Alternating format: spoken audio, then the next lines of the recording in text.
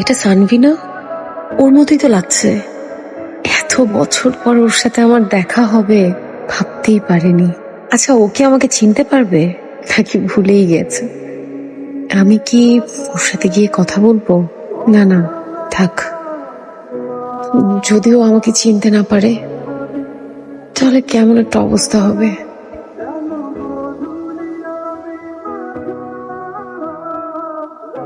Excuse me,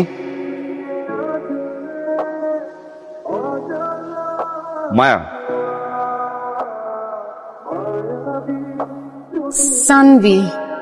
exactly, MM college, science, হ্যাঁ? Commerce. Hi. Hi. After so long time. 6 বছর। I think 6 বছর 4 মাস।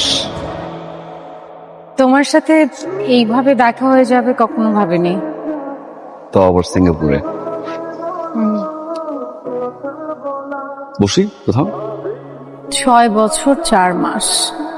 তোমার দিকে এক্সাক্ট সব মনে আছে। আমি ভেবেছি আমাকে দেখে তুমি চিনতেই পারবে না। কার চেনার কথা না, আমার না তোমার। আমি এমন কি বলছি তোমাকে যার জন্য এরকম লাপাত্তা হয়ে যাবা?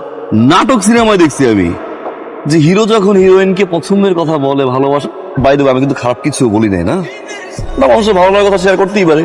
তোমার বান্ধবীদের কাছে আমি তোমার খোঁজ দিছি, তোমার আত্মীয় স্বজনের কাছে খোঁজ দিছি, কেউ জানে না যে তুমি কোথায়।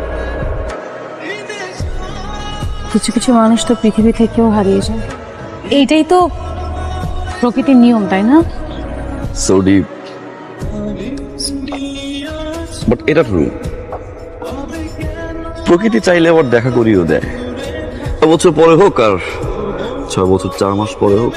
আচ্ছা, আমার না একটু কাজ আছে, আজকে আমি উঠি। Thank you for the coffee.